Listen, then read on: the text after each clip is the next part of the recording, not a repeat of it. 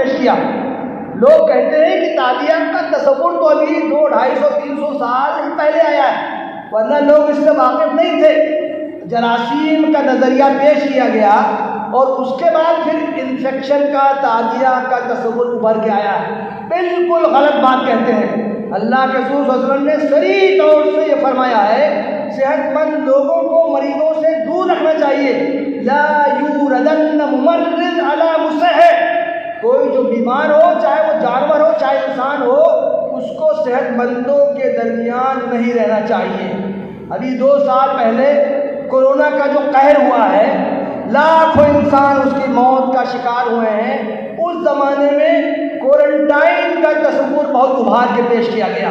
جو لوگ مریض ہیں ان کو ایک جگہ قید کر دیا جائے، صحت مند انسانوں سے دور رکھا جائے تاکہ وہ ایک مخصوص مدت کے بعد وہ صحت مند ہو جائیں۔ یہ قرنطینہ کا تصور حدیث میں موجود ہے۔ اللہ کے رسول صلی اللہ علیہ وسلم نے طاعون کے بارے میں صریح الفاظ میں یہ فرمایا ہے، طاعون کسی جگہ پھیلا ہوا ہو تو کوئی وہاں نہ جائے، اور اگر وہاں موجود ہو تو وہاں سے باہر وہ نہ نکلے۔ کتنا واضح تصور قرنطینہ کے بارے میں ہے اور اس پر عمل کیا گیا ہے۔ حضرت عمر بن الخطاب کے زمانے میں شام میں بہت بڑے پیمانے پر طاعون پھیل گیا، اس زمانے میں اسی طریقے پر عمل کیا۔ حضرت عمرو بن العاص سپہ سالار تھے، انہوں نے پوری فوج کو صحرا اور جنگلوں میں پھیلا دیا، اور اس طرح وہ بہت بڑے پیمانے پر وہ تباہی سے انہوں نے محفوظ کیا۔ جبکہ اسلام سے پہلے روم کی تاریخ میں ایک واقعہ بیان کیا گیا ہے کہ روم میں ملیریا کے نام سے ایک وبا پھیلی، اس وبا کو اللہ تعالیٰ کی طرف سے سزا سمجھا گیا، علاج معالجہ کی کوششیں نہیں کی گئی، لاکھوں انسان اس کے موت کے گھاٹ اتر گئے۔ تیسری چیز جو طب نبوی میں امتیازی حیثیت ہے وہ ہے طبی اخلاقیات۔ ہمارے درمیان اخلاقیات کو بخراج سے جوڑا جاتا ہے، حلف نامہ بخراج۔ ہر ڈاکٹر کو فارغ ہونے کے بعد اس کا عہد کرنا ہوتا ہے کہ وہ اخلاقیات پر عمل پیرا ہوگا۔ حلف نامہ بخراج کی جتنی بھی دفعات ہیں، میں مریضوں کے راز کی حفاظت کروں گا، میں کسی مریض کو زہریلی دوا میں نہیں دوں گا، میں کسی عورت کو ایسی دوا نہیں دوں گا جس سے اس کا حمل ساقط ہو جائے۔ اس طرح کی جتنی حلف نامہ بخراج میں جتنے دفعات ہیں، تمام دفعات اللہ کے رسول صلی اللہ علیہ وسلم کے ارشادات میں موجود ہے۔ محترم بھائیوں، طب نبوی میں ایک اہم موضوع اٹھایا جاتا ہے، طب نبوی کی شرعی حیثیت ہے۔ سوئے ربی میں دیکھ رہا تھا، اس میں کئی مقالے اس موضوع پر ہیں، اس پر بڑی مار کا آرا بحثیں ہوئی ہیں، طب نبوی کی شرعی حیثیت کیا ہے۔ علامہ ابن قیم جو مشہور مصنف ہیں، طب نبوی کتاب ہے، انہوں نے تو قطعی الفاظ میں کہا ہے، الطب النبوی وحی قطعی یقینی الہی۔ اللہ کے رسول صلی اللہ علیہ وسلم سے جتنے ارشادات ثابت ہیں، چاہے وہ طب سے متعلق ہوں چاہے طب سے متعلق نہ ہو، وہ قطعی ہیں، وحی الہی کا حصہ ہے۔ لیکن اس رائے کو زیادہ تر علماء نے قبول نہیں کیا ہے۔ علامہ ابن خلدون کا بہت مشہور قول ہے، طب نبوی اصلاً اس وقت عربوں میں جو طب رائج تھی، جو معلومات تھی، جو تجربات تھے، اس جو اللہ کے رسول نے بیان کیا ہے وہ ہے اصل طب نبوی۔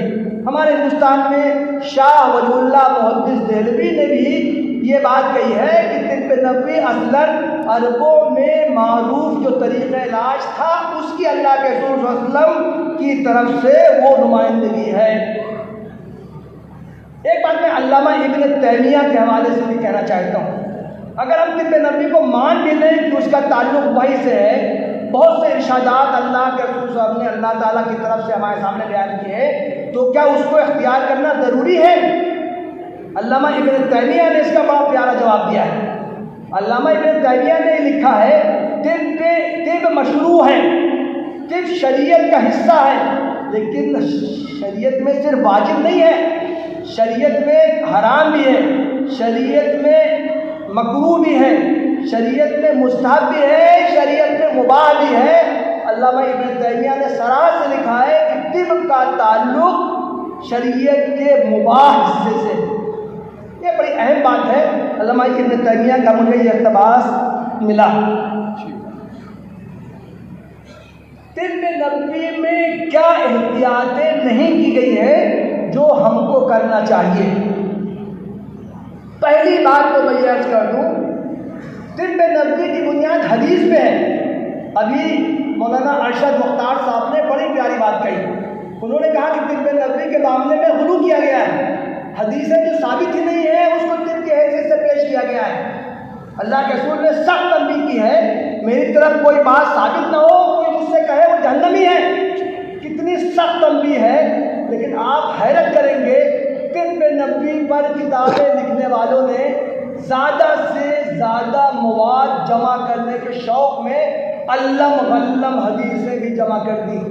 جو ثابت ہی نہیں ہے اس کو بھی اللہ کے رسول صلی اللہ علیہ وسلم کی طرف منسوب کر دیا. میں ایک آپ کے سامنے جو مثال میں دوں گا، ابو نعیم اصفہانی بڑے مشہور محدث ہے. ان کی کتاب ہے الطب النبوی فی. انہوں نے 800 حدیثیں اس میں تقریباً جمع کی ہیں. محقق نے لکھا ہے 247 حدیثیں ضعیف ہیں، ضعیف جدہ ہیں، بہت ضعیف ہیں. 247 حدیثیں، اور اس میں 80 حدیثیں موضوع ہیں، من گھڑت ہیں، جھوٹی ہیں. اللہ کے رسول صلی اللہ علیہ وسلم کی طرف منسوب کرنا درست نہیں ہے. لیکن ہم نے طب نبوی کا دائرہ پھیلانے کے شوق میں اس میں زیادہ سے زیادہ معلومات آ جائیں، اس تعلق سے ہم نے ایسی حدیثیں اس میں جمع کر دی ہیں جن کا اللہ کے رسول صلی اللہ علیہ وسلم کی طرف منسوب کرنا بالکل غلط ہے. یہ طب کی خدمت نہیں ہے، یہ طب نبوی کی خدمت نہیں ہے. طب نبوی کی صحیح خدمت یہ ہے کہ ہم صرف صحیح حدیثوں پر کام کریں. دوسرا نکتہ ہے، ہم حدیث کے الفاظ سمجھیں. اللہ کے رسول صلی اللہ علیہ وسلم نے جو فرمایا ہے، اللہ کے رسول صلی اللہ علیہ وسلم نے کوئی قانون کی زبان نہیں استعمال کی ہے.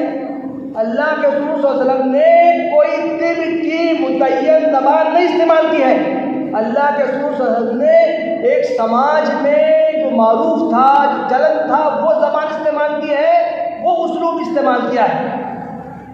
اگر حدیث میں یہ کہا گیا ہے کہ فی الحبۃ السوداء شفاء من کل داء الا السام، حبۃ سودا میں موت کے علاوہ کسی مرض، ہر مرض کا علاج موجود ہے. تو کیا اس کا مطلب یہ ہے کہ دنیا میں جتنے امراض ہیں سب کا علاج الحبۃ السوداء سے کیا جا سکتا ہے؟ نہیں کیا جا سکتا ہے. یہ ایک بات کہنے کا انداز ہوتا ہے، زور دینے کا انداز ہوتا ہے. الحبۃ السوداء میں بہت سے فائدے ہیں، اطباء کو اس کی تحقیق کرنی چاہیے، اس کے فوائد کو نکال کے بیان کرنا چاہیے. لیکن یہ تصور جو لوگ حدیث کے الفاظ کو پکڑیں گے، حدیث میں تو کہا گیا ہے کہ الحبۃ السوداء میں ہر مرض کا علاج ہے، تو گیا کہ ایک الحبۃ السوداء سے ہر مرض کا علاج کیا جا سکتا ہے، وہ گیا کہ حدیث کو صحیح سیاق میں سمجھنے والے نہیں. ابھی ہمارے سامنے 2 مقالے پیش کیے گئے. الاصل بھی ہم طب یونانی کے ایک اہم تر شعبے کی حیثیت سے لے سکتے ہیں. طب یونانی اور طب نبوی میں کوئی منافات نہیں، کوئی اجنبیت نہیں ہے. طب یونانی کی بیشتر دوائیں نباتی ہیں، طب نبوی کی تقریباً تمام دوائیں نباتی ہیں. اگر طب یونانی کے ماہرین جو ہیں طب نبوی پر کام کریں، طب نبوی کی دواؤں کو استعمال کریں، اس کو اپنے معمولات مطلب کا حصہ بنائیں، اس پر وہ تحقیق کریں، تو ایک طرف وہ طب نبوی کی خدمت کرنے والے ہوں گے اور دوسری طرف وہ طب یونانی کے بھی خادم قرار پائیں گے. ایک اہم تر بات کی طرف آپ حضرات کی توجہ مبذول کرانا چاہتا ہوں. طب نبوی میں ادھر حال میں جتنی کتابیں لکھی گئی ہیں ان پر عقیدت کا پہلو غالب ہے، غلو غالب. ان کتابوں کو سائنسی بنیادوں پر استوار نہیں کیا گیا ہے. آپ کسی مسلمان کے سامنے کسی طب نبوی کی دوا کا فائدہ آپ بتائیں گے، وہ سر جھکا کے اس کو تسلیم کر لے گا، لیکن دنیا اس کو تسلیم نہیں کرے گی. جب ہم کسی دوا کی افادیت بیان کریں گے اس کو ہم سائنسی بنیادوں پر استوار کریں گے۔ اس میں کیا اجزاء ہیں، ان اجزاء کی سائنسی اور کیمیکل سے کیا چیزیں ثابت ہوئی ہیں، اس دوا میں بھی وہ چیزیں پائی جاتی ہیں، گویا اس دوا کی سائنسی بنیادیں موجود ہیں۔ اگر اس طرح ہم اس کو پیش کریں گے تبھی دنیا ہماری تحقیقات کو تسلیم کرے گی۔ افسوس کہ اس پہلو پر کام بہت کم ہوا ہے، اور میں نوجوان فضلاء جو طب یونانی کے ہیں، جو طب نبوی کے بھی خادم ہو سکتے ہیں، ان کو میں دعوت دوں گا کہ اپنا ہر پیپر، اپنے ہر کتاب جو طب نبوی یا اس کے کسی دوا یا طریقہ علاج پر تیار کریں، اس میں لازماً وہ سائنسی پیرامیٹرز کو ملحوظ رکھیں۔ ہندوستان میں ڈاکٹر محمد اقتدار حسین فاروقی ہیں، وہ بوٹنسٹ بہت مشہور تھے، نیشنل بوٹینیکل ریسرچ لکھنؤ میں اس کے وہ ڈائریکٹر رہے ہیں۔ ان کی ایک کتاب بہت مشہور ہے، طب نبوی اور احادیث طب۔ اس میں انہوں نے تقریباً 50 دواؤں کی سائنٹیفک بنیاد پر تحقیق کی ہے۔ اس میں انہوں نے یہی بات لکھی ہے، اس پر انہوں نے افسوس کا اظہار کیا ہے کہ سائنسی بنیادوں پر طب نبوی کی تحقیق کی اب تک کوشش نہیں کی گئی ہے، وہ کوشش کی جانی چاہیے۔ اور آخر میں اس بات پر اپنی گفتگو میں ختم کروں گا، جامعہ محمدیہ طبیہ کالج کا یہ قابل قدر کارنامہ ہے کہ اس نے بین الاقوامی کانفرنس طب نبوی پر منعقد کی، لیکن میں سمجھتا ہوں کہ یہ کافی نہیں۔ جس طرح اس کے بانی کا خواب تھا کہ طب نبوی پر باقاعدہ کام ہونا چاہیے، مختلف پہلوؤں سے کام ہونا چاہیے، وہ اس کے لیے برابر کوشاں رہے۔ محض ایک بین الاقوامی کانفرنس کے انعقاد سے وہ کام مکمل نہیں ہوا ہے، یہ ایک اسٹیپ ہے۔ میری شدید خواہش ہے کہ طب نبوی پر باقاعدہ ریسرچ کے لیے کوئی مرکز قائم کیا جائے، کوئی ادارہ قائم کیا جائے۔ میرے علم میں ہے کہ عالم عرب میں کئی ادارے باقاعدہ کام کر رہے ہیں، ہمارے ملک میں بھی اس طرح کا ادارہ قائم ہونا چاہیے، اور اگر وہ ادارہ جامعہ محمدیہ میں قائم ہو جائے تو اس سے بڑی بات کیا ہے۔ میں آفر کرتا ہوں، میں خواہش کرتا ہوں مولانا ارشد صاحب سے کہ وہ اس جانب بھی توجہ کریں اور کانفرنس کے اختتام پر اس طرح کا اعلان کریں کہ انشاءاللہ آئندہ طب نبوی پر باقاعدہ سائنسی بنیادوں پر یہاں کام ہوگا۔